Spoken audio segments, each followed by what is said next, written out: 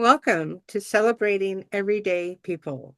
We were previously known as Malcolm and We, and we're back to recognize those amazing people doing amazing work out there. My co host is Malcolm Berman, and my name is Yana Larson. You can find us on malcolmpresents.com and on Malcolm's YouTube. We also have a Facebook page, and we're on Buzzsprout in all major directories and beyond as we enhance our online presence. Today, our guest is Peggy Berry. Peggy Berry, PhD and RN, has worked in occupational safety and health since 1990. She is a certified occupational health nurse specialist, receiving a master's in 2007 in occupational safety and health nursing, followed by a doctorate in nursing research from the University of Cincinnati in 2015. Since 2010, Dr. Berry has been an advocate for chemical transparency in the fracking industry. She has partnered and participated through Earthworks, Earth Justice, Moms, Clean Air Force, Ohio Environmental Council, and the Alliance of Nurses for Healthy Environments for testimony on chemical transparency and methane new source rules to EPA public hearings. She lobbies as a volunteer with state and national organizations on clean air and water. Dr. Berry has published and presented in webinars on the human health effects of workplace bullying and climate change. Welcome back, Peggy. How much have you added to your list? Isn't that enough? Okay. Yeah. I continue to advocate for clean air, clean water, and of course potable soil. I mean, if we don't take care of the world cannot take care of us. And after all, water is life, and if it is tainted, the health of the people in it, the animals, they go down the drain. They cannot live without good food, good water, and potable soil and clean air. What can I say? So, what have I added to that? I'm currently, or I should say, I'm still. This is my second rotation as a director with the League of Women Voters of Ohio. And I am assisting in a rewrite of their natural resource agenda for action along with other volunteers. Uh, uh, Gee, that's one thing. The other thing is, I'm still executive director and president of the Ohio Association of Occupational Health Nurses. And, that's kind of intertwined with everything that we do. Nurses who are considered the most trustworthy representative, they people trust us. And therefore, we should use our voice every day to promote good health practices, behaviors, as well as eliminating single use plastic in this world. Certainly not burning the crap, pardon my French. But the other side of it is we still need the EPA and those rules and those fines for corporations who don't play nice. Yeah. And I'm very concerned now with what's going on. How wow, how this regime, I'm sorry, that's not a good word for our government in current practice is decimating the EPA, If it's not the decimated CDC. entirely already. Huh? If it's not decimated already. If it's not, well, there are still people in there trying to fight the good fight. Some of them have given up, and some of them have been fired. Um, okay, so 2 weeks ago, I got my flu vaccine, and I got my COVID vaccine. I did that as soon as it became available because I don't know how long it is going to be available, given the practices of Mr. Kennedy. and all of the anti-vaxxers in there. And I've put up memes about all of the grave sites in the 50s that had children dying before they were even 2 years old. And vaccines have done a world of difference in preventing disability. Measles can cause blindness. It can cause cardiac issues. Um, so Cognitive, it's good. uh, cognitive issues. Cognitive. Yes, Yes. and we're seeing that now even with long COVID. Hmm. And an example is my husband had COVID, and he believes he has long COVID, and he's had increasing cardiovascular issues as well as memory issues. Oh, And it's kind of like showed up in his MRI of his brain. He's got okay. atrophy in certain areas. Oh, how Uh, awful.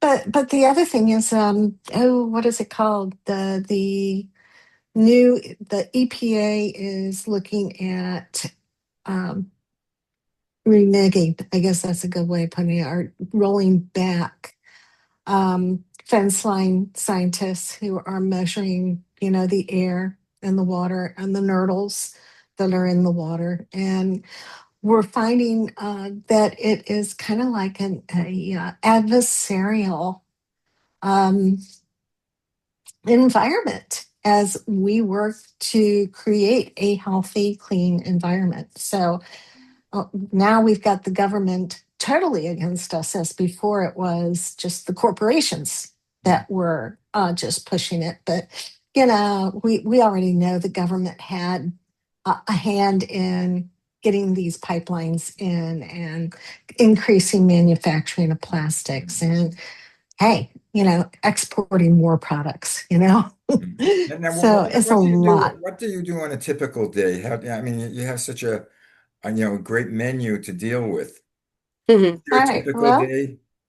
my typical day, well, if I give today, it was getting ready for a board meeting for tomorrow with the Ohio League of Women Voters. Sometimes what it is just surveying what's going on in the environment and doing social media. The other is sign-ons. If there is something going on that everybody's jumping on and signing letters to senators and representatives, I push that out to a group called People Over Petrochemicals and Break Free from Plastics to get signatures on all of this stuff that's going Good on. for And you. a couple of days ago, I wrote a testimony to EPA, and that's somewhere. So every day can be different. Like this morning, I lounged for about 2 hours. I felt really, really good. But then I was busy reading papers and going through, I would say doom scrolling, but not, looking at the news. The Onion had a great piece that I found on Instagram on how, and of course, The Onion, Hmm. the magazine. Okay, the Onion does a lot of great stuff, and this was muzzling the people, which is essentially what we're seeing right now. Yeah. Ah, gosh. Yeah. And then the other thing is mutual aid with FEMA not really uh, providing the instant uh, outreach for people in chemical disasters. We're developing mutual aid networks throughout the United States. Okay, some of it is it's just, I would say one group works mostly on mental health. And of course, the Alliance of Nurses for Healthy Environments has a mental health for their nurses. People Over Petrochemicals has a mental health every other week, to talk about what's going on and how they feel and what they can do. And for me, it's like I do have a lot of Zooms sometimes. Towards the end of the month, not so many, but the second and third week, you're going to see me on Zooms mostly, every day. just connecting with people. Now, just a personal question. With you getting involved with, so much, and again, it's sort of like walking uphill right now. How do you go to sleep? I mean, when you go to sleep, can you sleep well? Do you have dreams? Is it easy to fall Um, asleep, or are you all, you know, That bundled up? depends on well, of course I'm at the age that I don't always sleep through the night. When I get up in the middle, and I go to bed about 10. Actually, my dog requests my presence in bed by 9 o'clock. Okay, that is how that dog is. It's nighttime, mom. It's Yeah. bed. You're gonna come to bed now. And then she puts her head on my recliner and says, "It's time to go to bed. Time to go to bed." So I'm in bed anywhere between 9 and 11 p.m. And I set my alarm for 7. But sometimes nature calls and I'm up at 2 o'clock and it'll take me an hour and a half to go to sleep. But you Uh, know what? That's what we call a God moment. And you should just get up, read, um, meditate on something. Maybe there's a dream I just had that pops into my head and then I write it down because it may solve a problem later on in life. So, yeah, how do I sleep? I sleep pretty darn good. Okay, Okay. because I've been walking my dog again. Yeah, if the I didn't walk exercise. my if I didn't walk my dog, I would not have the exercise, and I'd probably have a glass. Well, I do sometimes have a glass or two of wine, Me too. but yeah, I mean, yeah, not to do a commercial, but M&M almonds, dark Ooh. chocolate. Ooh, No. you got the almonds, that's good. You got the chocolate, that's good. Yeah, dark Don't dark drink chocolate. dark chocolate, that's good. And but I don't use anything to go to sleep because if I were to drink wine until I went to sleep, I probably wouldn't sleep because it has the exact opposite. Mhm. So I do a lot to help with sleep hygiene for me. You know, dark room, dog next to me, I'm asleep. Yeah, Now, question about nursing. Um, when you Oh, started I'm nursing, when you started nursing, how many men were in nursing? oh, well, statistically, I don't know how many there are now. Okay. Probably 12% right Back, now. I could do a quick fact check on Google and check it out. But well, I just want when your I experience, because uh, uh, there just seem to be more and more men that are nurses now, and I think that's great, except as a female, I don't like that. I was in for my family doctor checkup this past week, and they had a intern learning the ropes. And they said, "Do you mind?" I said, "I don't mind." When I had my second baby, the guy, it was a man to check out everything. I said, "I don't mind." That's how they learn.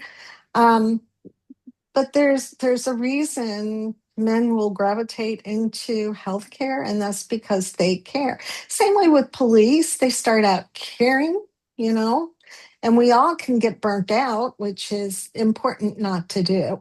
You have to save your mental health so that you can care for others. So I don't have a problem with that. I have a problem if they find themselves in administration a lot quicker than some of the females Yeah, they're on because glass the escalator that takes them yeah, up. there's an escalation that occur. What is that? Escalator. Men seem to gravitate towards higher administration, management, supervisor, administrator, and we're still in that mindset sometimes in a paternalistic society where they will put men into those positions well, much quicker than women. Sorry, Malcolm. yeah, no, Yes. I don't know about nursing, but I know that's in teaching and education. The problem is you get a good teacher, it might be a great teacher, but they're not an administrator. Administration is a totally different type of function than doing the teaching.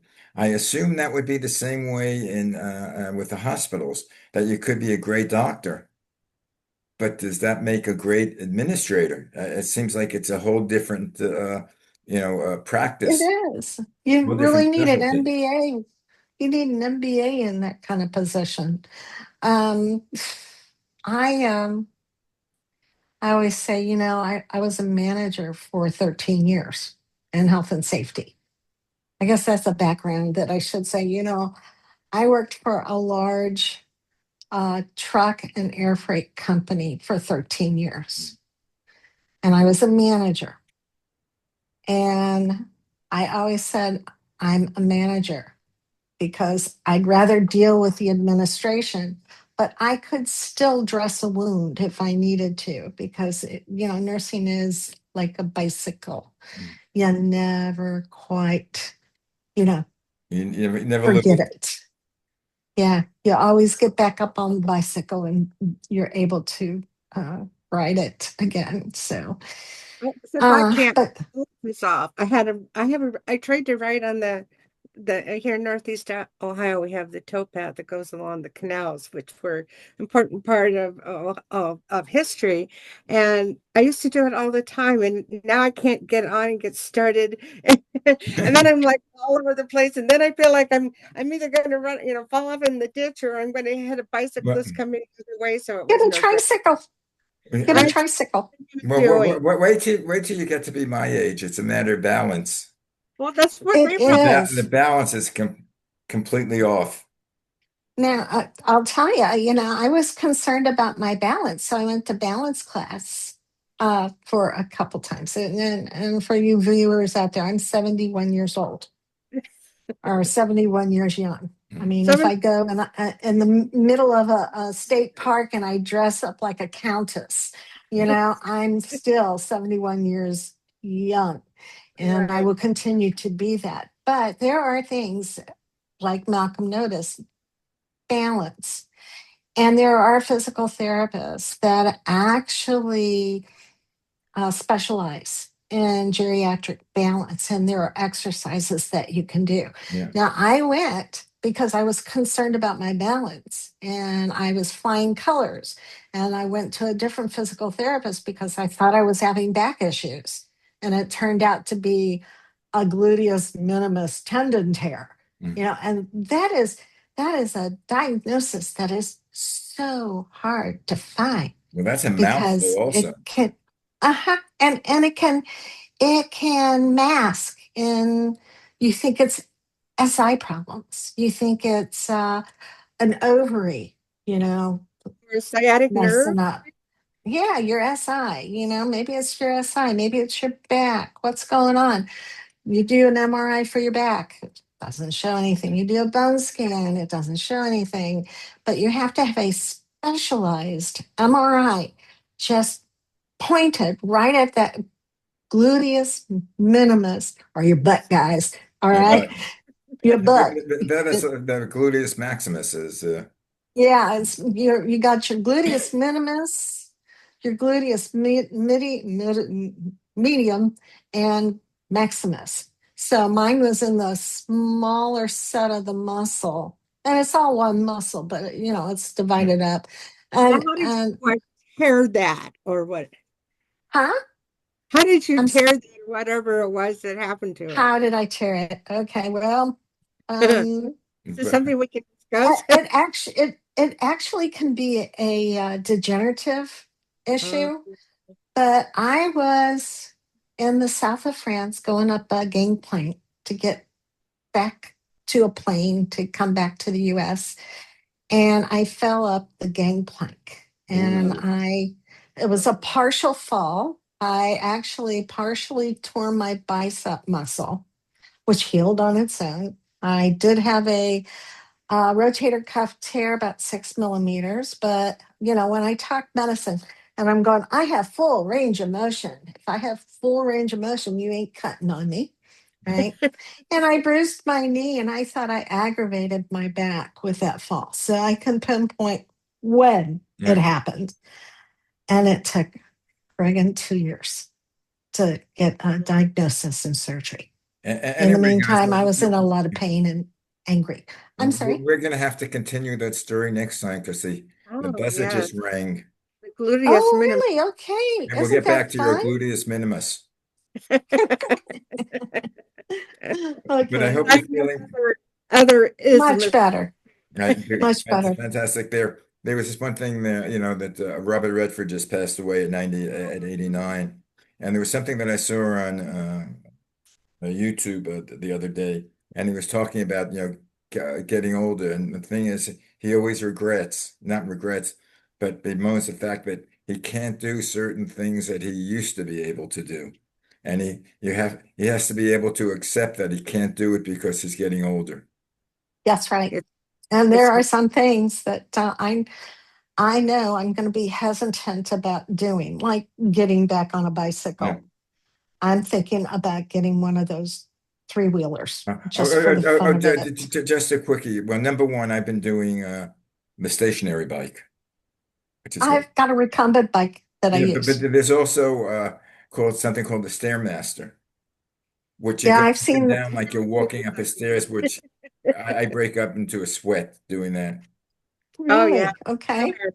And also again on YouTube, I think it's YouTube, but you go one time, you ask for exercises for balance.